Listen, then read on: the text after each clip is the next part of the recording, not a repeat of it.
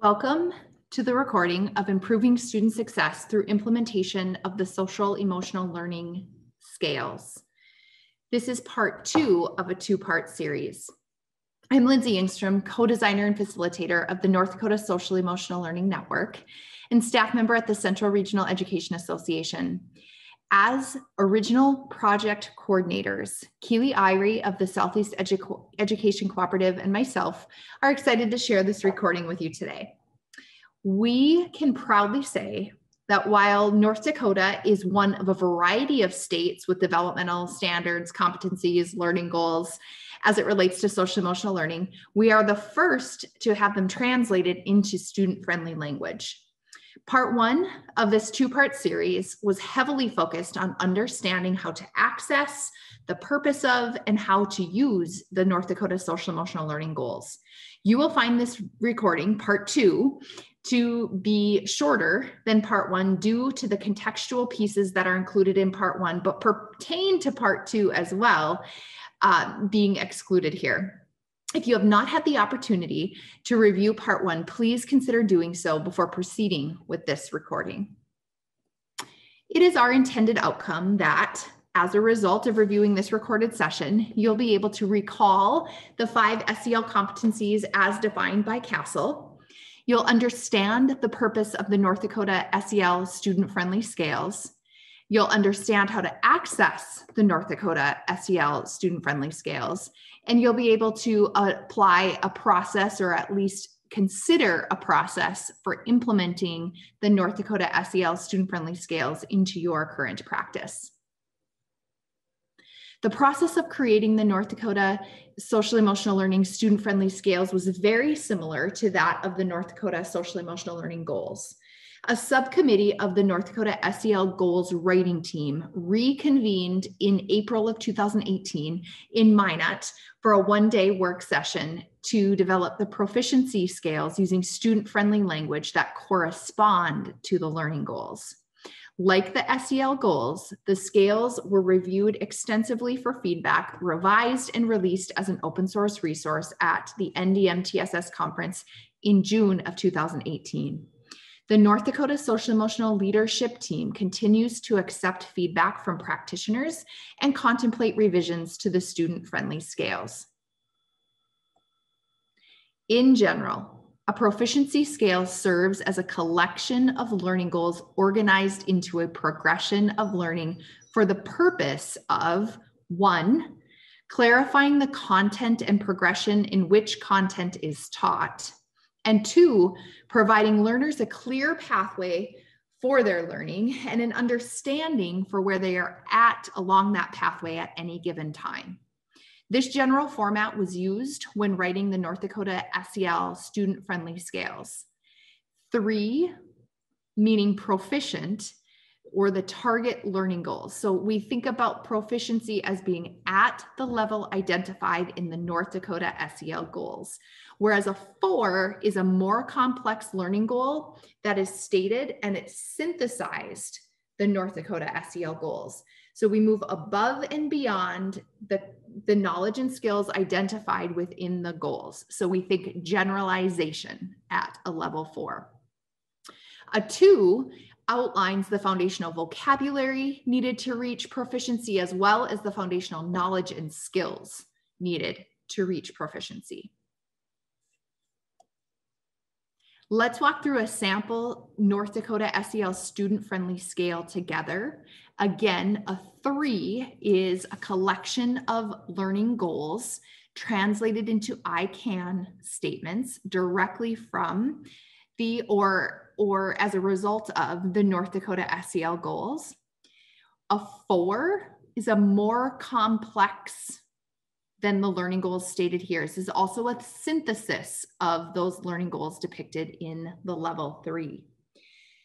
We made our best attempt to summarize the definition of the competency within the level 4. However, we recognize that some statements may be more reflective than one goal as opposed to the others. As you dive in, as you take your deep dive today, that will make much more sense to you, I'm sure. Again, a 2 outlines the foundational vocabulary and the foundational knowledge and or skills that are required to reach proficiency. In terms of the skills and vocabulary that are identified in that level 2, only new vocabulary or skills are listed, not all of the vocabulary or skills that are known in order to achieve proficiency. The assumption is that knowledge and skills will have been attained, vocabulary as well, in the previous grade spans for some learning goals or some levels of proficiency.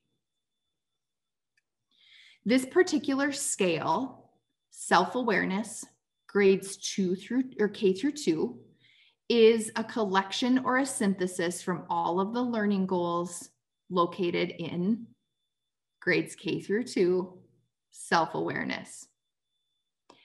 Each grade span, K2, 3, 5, 6, 8, 9, 12, has 5 scales associated or aligned to it. So 5 total. 1 scale aligned with each of the 5 CASEL competencies. The North Dakota SEL student-friendly scales were not designed to be rubrics, assessments, or report cards. Rather, the student-friendly scales were designed to be a tool that can be used to create rubrics, assessments, and other goals-based reporting pieces. Implementation can and should look different across North Dakota. While this explanation is not specific to SEL, and the sample scale that showed at the beginning frame of this video is different than the format that we use to generate our SEL student-friendly scales, let's take a listen to how these first grade learners describe scales use in their classroom from their perspective. You may need to adjust your volume settings for the best listening experience.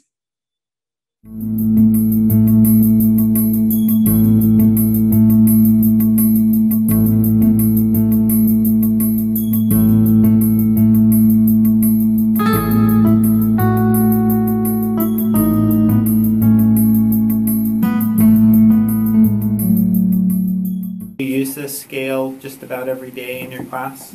We look at it every day in our class. If there's something we're not good at, then she marks it like that white. And if we're like kind of good at it, but we're not still experts at it, then we do it yellow. But if we're experts at it, then we do it red. And once we get all of them red, I think they go to like if we're super really good at it, she'll make it red, and if we're kind of in the middle of that, she'll make it yellow, and if we've only done it a few times, she'll make it white and gray. Sweet. So it's kind of like we start right here, but we're not, because that's for something that we don't know yet, or it's harder, or it's like the first thing that's easier. And when you get to the top, and that's the best one you can get, I'm guessing. So when you do the best one, then you like move on to a different level. Help it. Important skills. For these learners, they described an implementation strategy, not necessarily the implementation strategy. But implementation, as I mentioned, can and should look different across North Dakota. Yet my favorite interpretation, or my favorite piece of their interpretation, was the word yet. From something that we don't know yet to the best one. And that's when we move on to a different level. I just love that interpretation. They said it better than I ever could have. One of the best ways to learn the SEL scales is to invest some time into digesting and interpreting the scales. So a couple of suggestions for you today to take a deep dive into this resource. The first is to review the scales across a grade span. So across competencies within K2 or 3, 5, 6, 8, 9, 12, take your pick.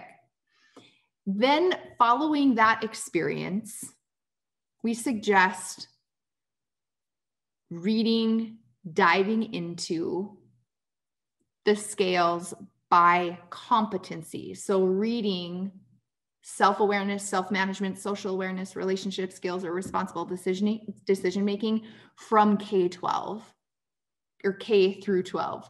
So you really get that connection between competencies or gaps between competencies. And then you get the progression or the vantage point of the progression from K through 12. Now, a best practice strategy as you engage in this deep dive would be to ensure that you're referencing the SEL goals simultaneously, as the scales were derived from the goals as a foundational resource. So we're going to suggest that you pause the recording and take a deeper dive into the SEL scales, which are located at tinyurl.com/ND-SEL goals and scales. Pause.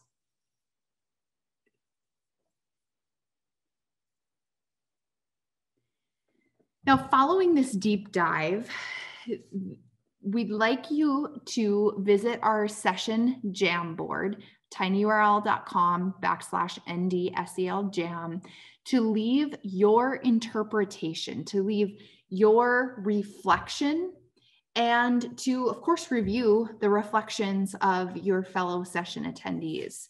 So if we were to move out to our Jamboard, we would want to ensure that we are living in frames 6 through 10. 6 through 10.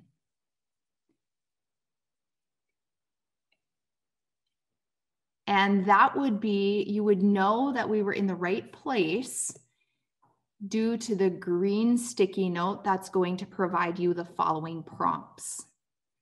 What stood out to you during your deep dive? What words or concepts? Think words or concepts. What felt critical?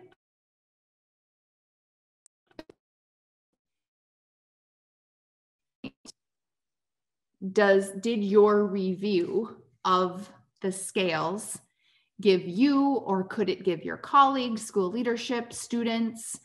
And then, of course, how could you use these scales in your current practice? So we'll take a moment to pause and digest, reflect, process, and archive our responses. Pause.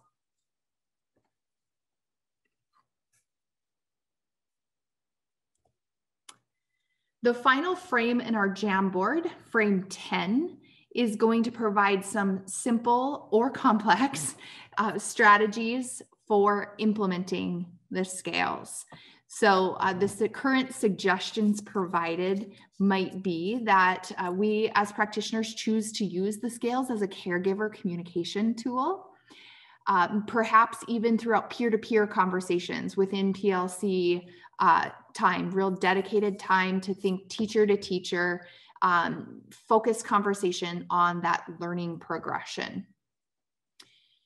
The scales could certainly be used as a springboard or a tool for the creation of assessments, for the purpose of student goal setting and self-assessment or self-reflection, as well as a progress monitoring tool for, again, those individual students or as a class. So please go ahead and pause to document your thoughts or suggestions with regards to how you and or your practitioners, your fellow practitioners might go about implementing the scales.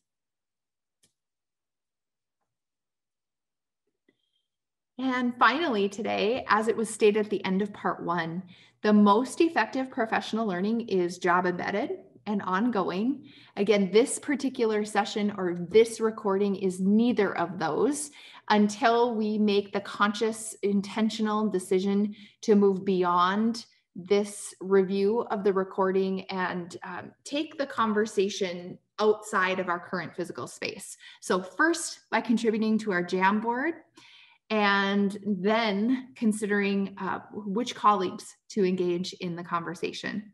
On behalf of the North Dakota Social Emotional Leadership Team, I thank you for reviewing this recording as evidence to your commitment to North Dakota students.